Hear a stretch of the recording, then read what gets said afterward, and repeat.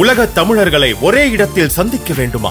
உங்களை அன்புடன் அழைக்கிறது தி ரைஸ் அமைப்பின் 13வது உலக தமிழர்கள் மற்றும் திறனாளர்கள் மாநாடு. நடைபெறும் நாள் ஜூன் 7 முதல் 9 வரை 2024 சுவிட்சர்லாந்து நாட்டில் உலக புகழ்பெற்ற டாவோஸ் காங்கிரஸ் சென்டரில். இன்றே பதிவு செய்வீர். www.tamilrise.org. தொடர்புக்கு 9150060032.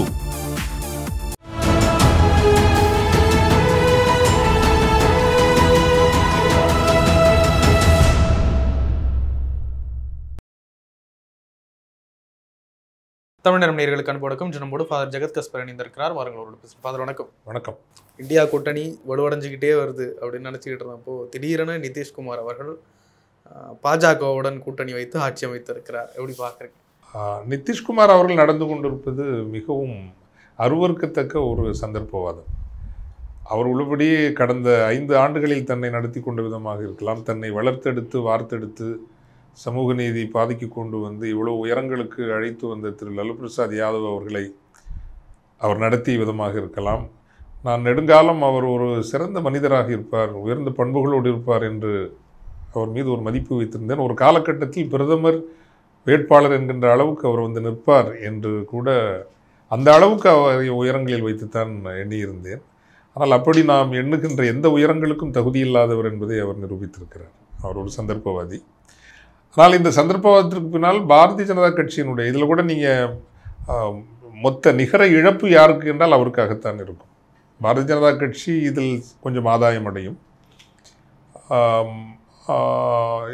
ராஷ்ட்ரிய ஜனதா தளம் எளிதாக வென்றிருக்கக்கூடிய பாராளுமன்ற தேர்தலாக இருந்திருக்கும் கூட்டணியாக. ஆனால் அதை சீர்குலைத்திருக்கிறார் நிதிஷ்குமார். அந்த வகையில் அந்த இந்தியா என்கின்ற ஒரு கூட்டணி வலுவாக உருவாவதை எப்படியாவது சிதைக்க வேண்டும் என்கின்ற பாரதிய ஜனதா கட்சியினுடைய முயற்சிகள் முதற்கட்டத்தில் கொஞ்சம் வெற்றி அடைவது போலத்தான் தெரிகிறது. அதற்கு காங்கிரஸும் ஒரு காரணம். மாநில தேர்தல்களை அது விவேகமாக கையாண்டிருந்தால், மத்திய பிரதேசம், சத்தீஸ்கர், ராஜஸ்தான் தேர்தல்களை அது ஒரு விவேகமாக கையாண்டிருந்தால் இந்த நெருக்கடி இன்றைக்கு வந்திருக்காது. தேசிய அளவில் காங்கிரஸ் இந்தியா கூட்டணி வெற்றி பெறக்கூடிய வாய்ப்பு அதிகம் இருக்கிறது என்கின்ற எண்ணம் ஏனைய கட்சி தலைவர்களுக்கும் உருவாகி இருக்கும். நாம் ஒன்றாக இருப்பது நன்று என்கின்ற உணர்வோடு அவர்கள் தொடர்ந்திருப்பார்கள். என்ன வேறு ஒன்றும் அவர்கள் செய்திருக்க வேண்டாம்.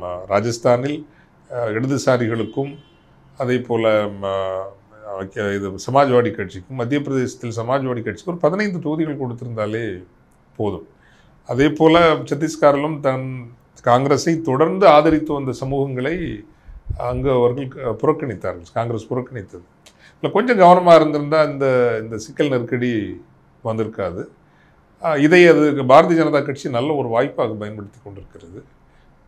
மேலும் மேலும் தோற்றம் என்று சொல்லுவோம் இல்லைங்களா, பெர்செப்ஷன். இந்த பெர்செப்ஷனில் India bloc is losing, India கூட்டணி தேராது, கரையேறாது என்கின்ற அந்த தோற்றத்தை உருவாக்குவதில் தேர்தல் என்பதும் பொதுக்களம் என்பதும் பெர்செப்ஷன் மேனேஜ்மெண்ட் தானே. நீங்கள் யாராக இருக்கிறீர்கள் என்பதை விட யாராக பார்க்கப்படுகிறீர்கள், உண்மையில் நீங்கள் யார் என்பது யாருக்கும் பெரிய விஷயம் இல்லை.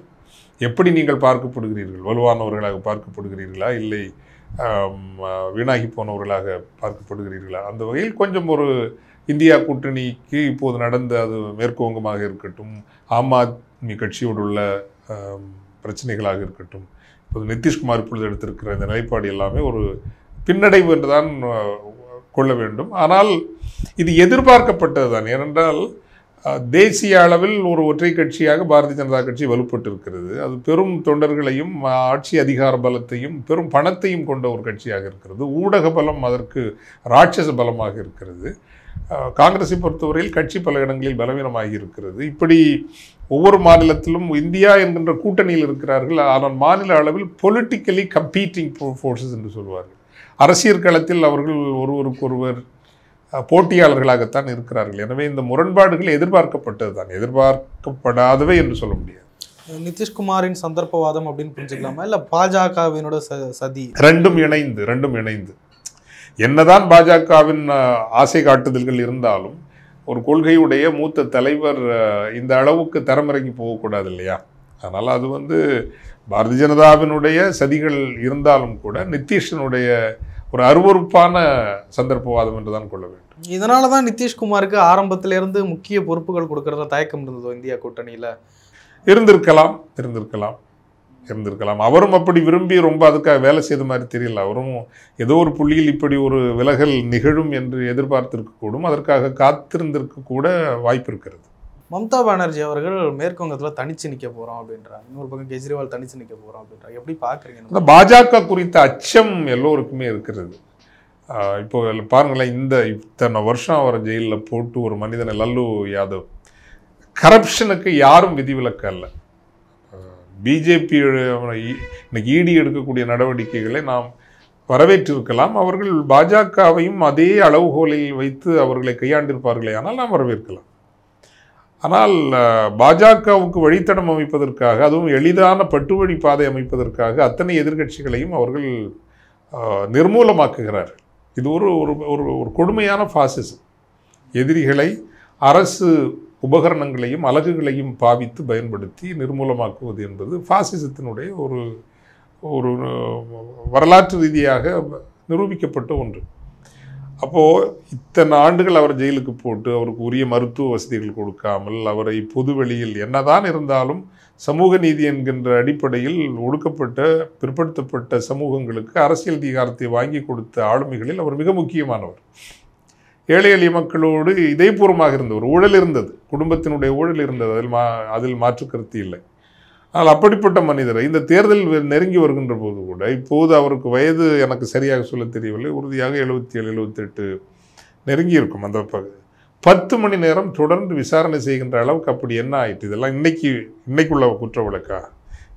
எவ்வளவு இதை பற்றி நீங்கள் விசாரிச்சிருப்பீங்க, எவ்வளவு ஆவணங்கள் சேர்த்திருப்பீர்கள். ஆனால் இவ்வளவு ஒரு வயதான மனிதரை கூட நீங்கள் 10 மணி நேரம் தொடர்ந்து விசாரிக்கிறீர்கள் என்றால் டீமாரலைஸ் பண்ணணும். உளவியல் ரீதியாக நீங்கள் அவர்களை உடைத்து சிதைக்க வேண்டும், அந்த குடும்பத்தை உடைத்து சிதைக்க வேண்டும். அவருடைய மகன் தேஜஸ்வி தேர்தலை எதிர்கொள்ள முடியாதபடி அவருக்கு மன உளைச்சல் கொடுக்க வேண்டும். இது ஒரு கொடுமையான ஒரு அரசை ஆட்சியை எதிர்கொள்கிறீர்கள். அப்போது புட்டிச்சு ஒரு வெறியோடு நிற்கிறங்கிற நிரந்தரமாக நிற்க முடியாது. இந்த எப்போவுமே ஒரு டெம்பர்லேயே நின்னீங்கன்னா நீ அதை உடஞ்சிரும். மம்தா அவர்களும் கடந்த தேர்தலில் எவ்வளவு அப்படி தான் நின்னாங்க.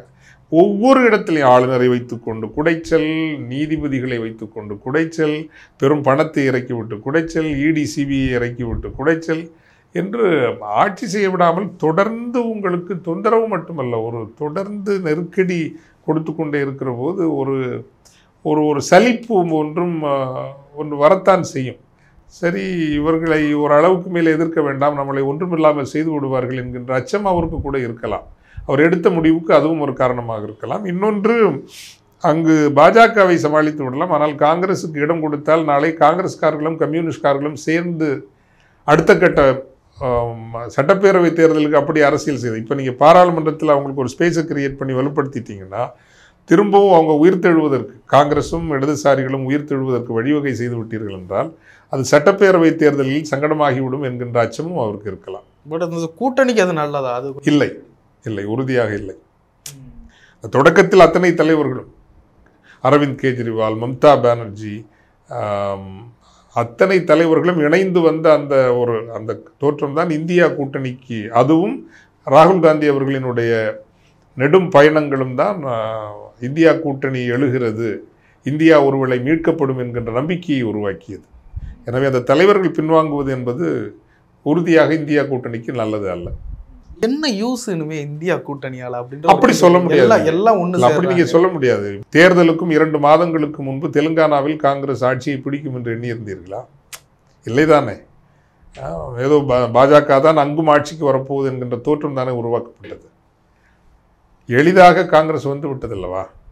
அல்லது சொந்த சகோதரியே இன்னொரு துருவமாகி ஆந்திராவில் காங்கிரஸுக்கு ஒரு புத்துயிர், காங்கிரஸ் ஆட்சியை பிடிக்காது என்று இருக்கிற நிலையில் ஒருவேளை தெலுங்கு தேசம் கட்சிக்குத்தான் சாதகம் அதிகமாக இருக்கிறது. ஆனால் காங்கிரஸ் மீண்டும் போட்டியில் வந்து நிற்கிறது அல்லவா? ஸோ இந்த மாநிலங்கள் காங்கிரஸ் எல்லாம் ஒரு நீண்ட ஆட்சி செய்த மாநிலங்கள். ஆட்சி செய்யாத, இப்போ உத்தரப்பிரதேசத்தினுடைய கதை வேறு. அங்கு சென்று இவர்கள் கொம்பு சுற்றலாம் என்று நின்றார்கள் என்றால் மண்ணை கவ்வது மட்டுமல்ல, அசிங்கப்படுவார்கள். ஸோ சில மாநிலங்கள் இன்னும், மத்திய பிரதேசத்தில் இன்னும் ஒரு தேர்தலை பாஜகவுக்கு நிகராக நேருக்கு நேர் எதிர்கொள்ளக்கூடிய ஆற்றலோடு தான் காங்கிரஸ் இருக்கிறது. ராஜஸ்தானும் இப்படித்தான். மத்திய பிரதேசம், ராஜஸ்தான், சத்தீஸ்கர், ஜார்க்கண்ட் இந்த மாநிலங்களிலெல்லாம் அப்படி ஒன்றும் பாஜக ஒரு ஸ்வீப் படிக்க முடியாது. உத்தரப்பிரதேசத்தில் காங்கிரஸ் அகிலேஷ் யாதவுக்கு முழுதையும் விட்டு கொடுத்து விட்டார்கள் என்றால் அங்கே முடிஞ்சிருச்சு, பேச்சுவார்த்தை எல்லாம் முடிஞ்சிருச்சு. ஆமாம், அது ஒரு நல்ல கடுமையான ஒரு போட்டி சூழல் உருவாகும். இருந்தாலும் அங்கு இந்த அயோத்தி ராமர் கோயில் திறப்பு என்பதெல்லாம் இந்தி படுகையில் ஒரு பெரிய அனுகூலம் அவர்களுக்கு கிடைக்கிறது. இருந்தாலும் அப்படி ஒன்றும் காங்கிரஸ் கட்சி நீங்கள் ஜஸ்ட் லைக் தட் நிராகரித்து விடத்தக்க ஒரு கட்சி அல்ல. சில முக்கியமான மாநிலங்கள், அந்த மாநிலங்களில் அவங்க 30%, 70 அவங்க எடுத்துகிட்டு போட்டு 30% பெர்ஃபார்ம் பண்ணாலே அது ஏறக்குறைய ஒரு ஈக்குவல் ஃபைட் தான் ஆல் ஓவர் இந்தியா வந்து நிற்கும். தெலுங்கானா, கர்நாடகா, கேரளா இங்கெல்லாம் களநிலை என்பது நீங்கள் இந்த ஊடகங்கள் உருவாக்குவது போல பாரதிய ஜனதா கட்சி அள்ளிக்கொண்டு அப்படியே ஒரு பெரிய ஒரு வலையில் அத்தனையும் அள்ளிக்கொண்டு போகிறது என்கின்ற நிலையில் உறுதியாக இல்லை. இதில் காங்கிரஸும் கொஞ்சம் அந்த ஒரு கெத்தை விட்டு கொடுக்காம தான் இருக்குது அப்படின்ற மாதிரி சொல்லுவாங்க. மம்தா பானர்ஜி இருக்கிற மாநிலம் முதலமைச்சராக இருக்க மேற்கு வங்கத்துக்கு ராகுல் காந்தி நடைபயணம் போகிறாரு, மம்தா பானர்ஜிக்கு தெரியல அப்படின்றாங்க. இந்த மாதிரி விஷயங்கள்லாம் கொஞ்சம் நெருடல்களை ஏற்படுத்தாது. ஆமாம், காங்கிரஸும் தன்னுடைய அணுகுமுறையை அதை மாற்றிக்கொள்ள வேண்டும். அதான் இப்போ இந்த சட்டப்பேரவை தேர்தலில் அதனுடைய அணுகுமுறை சரியாக இருந்திருந்தால் இன்றைக்கு இவ்வளவு சங்கடங்கள் வந்திருக்காது. சில மூத்த பத்திரிகையாளர்கள்லாம் பேசுகிறாங்க, பலரால் விரும்பி பார்க்க இந்தியா கூட்டணி செத்து போச்சு, இனி ஒன்றும் இல்லை அப்படி சொல்ல முடியாது. இந்தியா கூட்டணி இந்த வட்டத்தில் நீங்கள் தனித்து நின்றாலும் கூட இந்தியா கூட்டணிக்கான தேவை தேர்தலுக்கு பிறகு வரும் தானே. ஒருவேளை சாமானியர் போடுகிற கணக்கு மூன்றாவது அணி அமைந்தால் ஓட்டு பிரியும், பாஜக வரும், இது ஒரு சாமானியர்களின் கணக்கு. இல்லை அப்படின்னு சொல்ல முடியாது. நீங்கள் எப்போவுமே இந்த தேர்தல் என்பது மோடியை ஆதரிக்கிறவர்கள், மோடியை எதிர்க்கிறவர்கள். அப்படி பார்க்கின்ற போது சட்டப்பேரவை தேர்தலினுடைய கதை வேறு, பாராளுமன்ற தேர்தலின் கதை வேறு. பாராளுமன்ற தேர்தலில் 2 தான், ஒன்றில் மோடி அல்லது மோடிக்கு எதிராக வெற்றி பெறுகின்ற வாய்ப்பு உள்ள வேட்பாளர் யார், அதை பார்த்து தான் வாக்குகள் பெரும்பாலும் நடக்கும். அப்படி அந்த அடிப்படையில் நீங்கள் பார்க்கின்ற போது மக்களுக்கு ஒரு ஜட்ஜ்மெண்ட் இருக்கும். இந்த இடத்துல இந்த வேட்பாளர் வெற்றி பெறுவார், இந்த இடத்துல இந்த வேட்பாளர், அப்படித்தான். அஃப்கோர்ஸ் ஒரு மார்ஜினல் ஷிஃப்ட் இல்லைன்னு சொல்ல முடியாது. இப்போ எங்கேயாவது டைட் ரைஸ் இருக்குன்னு வச்சுக்கோங்க, 5000-10,000 ஓட்டில் தான் தேர்தல் முடிவுகள் தீர்மானிக்கப்படுகின்ற தொகுதிகளில் இந்த மும்முனை போட்டி பாதிக்கும். ஆனால் பொது ஞானம் என்பது, காமன் சென்ஸுங்கிறது வாக்காளர்களுக்கு உண்டு. வாக்காளர்கள் ஒன்றில் இந்த தேர்தலில் மோடி ஆதரவாளர்களாக இருப்பார்கள், இல்லை எதிர்ப்பாளர்களாக இருப்பார்கள். எதிர்ப்பு என்கின்ற நிலைப்பாடு எடுத்து விட்டவர்கள் யாருக்கு வாக்களித்தால் அவர்கள் வெற்றி பெறக்கூடிய வாய்ப்பு அதிகம் இருக்கிறது என்பதை பார்த்து தான் வாக்களிப்பார்கள். உங்களுக்கு உறுதியாக நம்பிக்கை வருதா மோடியை வீழ்த்து விடலாம், இந்தியா கூட்டணி வீழ்த்து விடும்? நான் இயற்கையை நம்புகிறவன், இறைவனை நம்புகிறவன். எல்லா தர்மங்களும் தோற்று போகிற போது இயற்கை தானாக இறங்கி வரும் என்று நம்புகிறவன். ஹிட்லரினுடைய நான் இதோ இன்ட்யூஷன், கவுண்டர் இன்ட்யூஷன் என்று சொல்வார்கள். நான் இப்போ புள்ளி விவரங்களினுடைய அடிப்படையில் பார்த்தால் சமமான போட்டி என்று தான் சொல்வேன். அது ஒன்றும் ஒற்றை ஒரு வழிப்பாதை, ஒரு நீரொழுக்கு அல்ல. நீங்கள் இன்றைக்கும் நான் கடந்த இதில் நான் சொன்னேன்னு நினைக்கிறேன், 200 என்னுடைய ஆய்வு அந்த அனாலிசிஸ் சரி என்றால் 256 தொகுதிகளில் காங்கிரஸுக்கும் பாஜகவுக்கும் சம போட்டி தான். அது ஒன்வே போட்டி அல்ல. ஒன்வே போட்டி மாதிரி தோற்றம் ஏற்படுத்துவது நீங்கள் ஊடகங்கள். ஒரு வழி போட்டி என்பது போல் தோற்றம் ஏற்படுத்துவது ஊடகங்கள் தான்.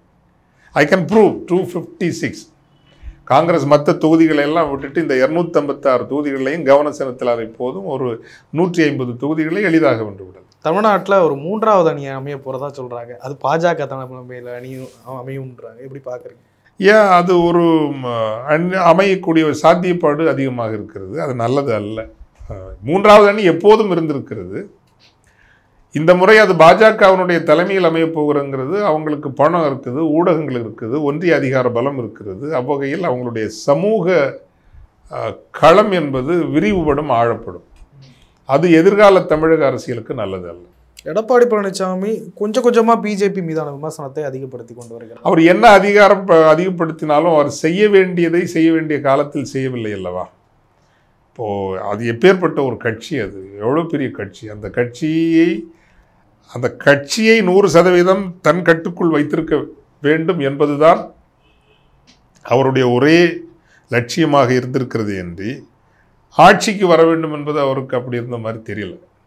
அதை வேணா அடுத்த தேர்தலில் பார்த்துக்கலாம் அப்படின்னு யோசிக்கிறார் போலத்தான் தெரியுது. ஸோ இன்றைக்கு அவர் நம்ம தொடர்ந்து சொல்வது போல தான். நீங்கள் பாருங்களேன், சமீபத்தில் இளைஞரணி மாநாடு நடந்தது. விடுதலை சிறுத்தைகளினுடைய வெல்லும் சனநாயகம் 2லையும் நீங்கள் அத்தனை தீர்மானங்களும் பாரதிய ஜனதா கட்சிக்கு எதிராகத்தான் வைக்கப்பட்டிருக்கிறது. ஒரு தீர்மானம் என்றால் அரசியலில் முதன்மை எதிரி யார்? அது அண்ணா திராவிட முன்னேற்றக் கழகம். அவர்களுக்கு எதிராக வைக்கப்பட்டாதானே அவர்கள் முதல்ல. அப்போது ஒரு எதிர்கட்சியாக அவர் செய்ய வேண்டிய வேலையை செய்யவில்லை. ஆளுங்கட்சியை எதிர்ப்பது மட்டுமல்ல, தன் கட்சியை வலுப்படுத்துவது என்கின்ற முக்கியமான கடமை இருக்கிறது அல்லவா? இப்போ மதுரையில் SDPI கட்சி 3 லட்சம் பேர் திரட்டி இருக்குது. அப்போது ஒரு மிகவும் பலவீனமான ஒரு தோழமை கட்சி என்று பார்க்கப்படுகிற ஒரு கட்சியால் 3 லட்சம் பேர் திரட்ட முடிகிறது என்றால் நீங்கள் ஒரு 15 லட்சம் பேர் திரட்டணும் இல்லை. அப்படி திரட்டணும்னா உங்கள் கட்சிக்கு நீங்கள் அந்த நம்பிக்கையை கொடுக்கணும், நம்மளால் ஆட்சிக்கு வர முடியும்.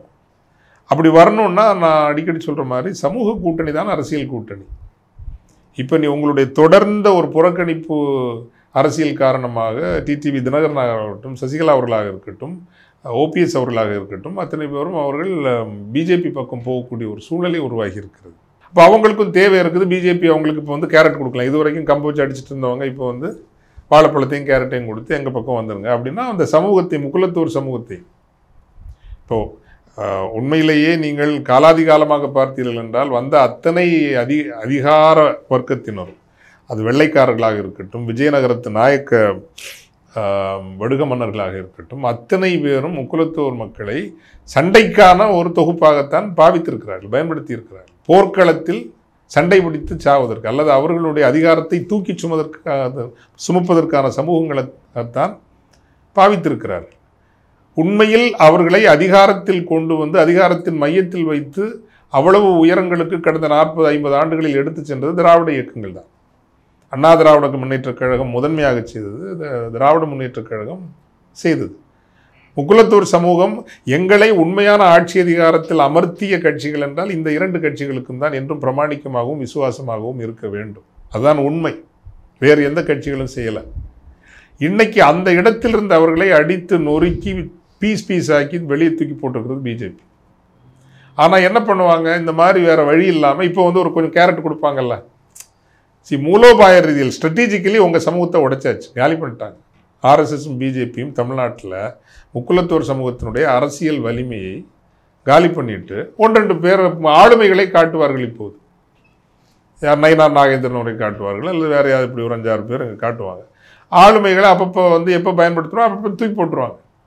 இப்போ பொன் ராதாகிருஷ்ணன் அவர்களை தூக்கி ஒரு தடவை மினிஸ்டர் ஆகணுன்னா ஒரு நாடார் கம்யூனிட்டியே பெருசாக பெரிய வெற்றி பெற்றது போல இன்னும் என்னார் அவர் தமிழகத்திலேயே வெற்றி பெற்ற ஒரு பாரதிய ஜனதா கட்சியின் பாராளுமன்ற உறுப்பினர் என்கின்ற போதும் அவருக்கு ஒரு கேபினட் நீங்கள் கொடுக்கல. எந்த வகையிலும் தேர்தல் அரசியலை எதிர்கொள்ளாத நிர்மலா சீதாராமன் அவர்களுக்கோ ஜெய்சங்கர் அவர்களுக்கோ நீங்கள் பெரிய பெரிய உயரங்களை கொடுத்தீர்கள். உங்களுக்காக வாழ்க்கை முழுவதும் அர்ப்பணித்த ஒரு மனிதனுக்கு உங்களுக்காகவென்று ஒரு கண்களை மூடிக்கொண்டு உங்களை ஆதரிக்கிற ஒரு பெரும் இந்து நாடார் தொகுப்பு, அவர்களுக்காக நீங்கள் ஒரு கேபினட்டை கூட நீங்கள் கொடுக்கல, தூக்கி தூர போட்டீங்க. இன்னொரு அம்மாவை நீங்கள் கவர்னர் ஆக்கிங்கன்னா அதில் புலகாங்கி தான் அடைகிற ஒரு கேடுகட்ட ஒரு சமூகம்.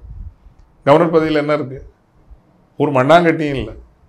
ஸோ இவங்க என்னென்னா இந்த மாதிரி ஒரு ஃபில்ம் காட்டி அதில் நீங்கள் சினிமா பார்த்தா நமக்கு ஒரு கிளுகிள் போகிறோம் இல்லைங்களா, அதே இதை தான் இனிமேல் முக்குலத்தூர் சமூகத்தையும் செய்வாங்க. ஆனால் அதற்கு எடப்பாடி அவர்கள் வழிவகை செய்கிறார். இவரெல்லாம் அவங்களை அரவணைச்சிருக்கணும். நீங்கள் எல்லா நீதிமன்றத்தில் உங்களுக்கு சாதகமான தீர்ப்பு வந்து விட்டது, கட்சி ஏறக்குறைய உங்கள் கட்டுப்பாட்டில் வந்து விட்டது, உள்ளே வந்தால் குடைச்சல் கொடுப்பேன். ஆமாம், குடைச்சல் இருக்கத்தான் செய்யும். 10 பேர் இருக்கிற அமைப்பிலேயே 20 குடைச்சல் இருக்குது. 2 கோடி அளவுக்கு ஆதரவு தளம் கொண்ட ஒரு கட்சிக்கு உள்ள நீங்கள் குடைச்சல் இல்லாமல் நடத்த முடியுமா? தலைமைத்துவங்கிறது எல்லாரையும் நீங்கள் அனுசரித்து நெகோஷியேட் பண்ணி விட்டு கொடுத்து எடுத்து தட்டி அரவணைச்சு கொஞ்சம் கண்டித்து இப்படி தானே கட்சி நடத்தக்கூடிய தலைமை. அந்த பொறுப்பில் இருந்து ஐயா எடப்பாடி அவர்கள் தவறி விட்டார். இப்போது கூட அவர் செய்யலாம், உறுதியாக சொல்கிறேன். இப்போதாவது அவர் ஒன்று சேர்த்தாருன்னா அடுத்த சட்டசபை தேர்தலில் அவர் மீண்டும் ஆட்சிக்கு வரக்கூடிய வாய்ப்பு கூட இருக்குது. ஓபிஎஸ் அவர்கள் பாஜக கூட போய் இருக்காரு. அவருக்கு அங்கே என்ன வேல்யூ, என்ன மதிப்பு இருக்கு? ஒரு வேல்யூ இல்லை. அவர் என்ன பண்ணுறது?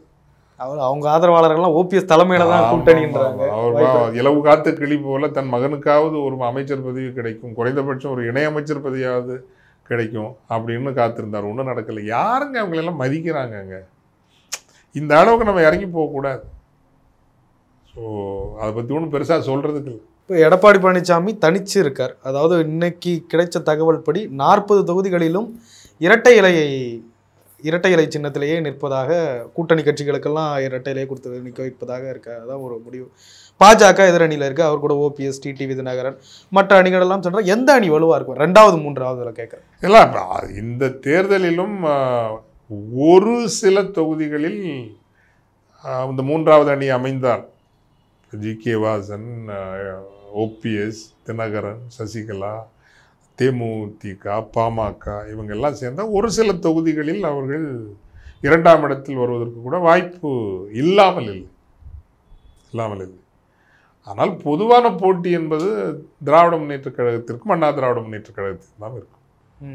எடப்பாடி பழனிசாமி தலைமையில் ஆமாம் கூட்டணியே இல்லைனாலும் கூட்டணி ஏதாவது 1-2 கட்சிகள் இல்லாமல் இருக்காதுல்ல. இல்லை அப்படின்ற மாதிரி சொல்றாங்க. பெருசா இல்லை. அந்த கட்சியை நீங்க ரொம்ப குறைச்சி மதிப்பிடாதீங்க. அஃப்கோர்ஸ் பாராளுமன்ற தேர்தல் என்று வருகின்ற போது அதாவது திமுகவில் தப்பு பண்ணியிருக்கு. என்ன தப்புன்னா, ஜெயலலிதா காலத்துலேருந்து அந்த லேடியா மோடியாங்கிற பாத்ரூம்னு ஒரு டெம்போ வச்சுருந்தாங்க இல்லையா?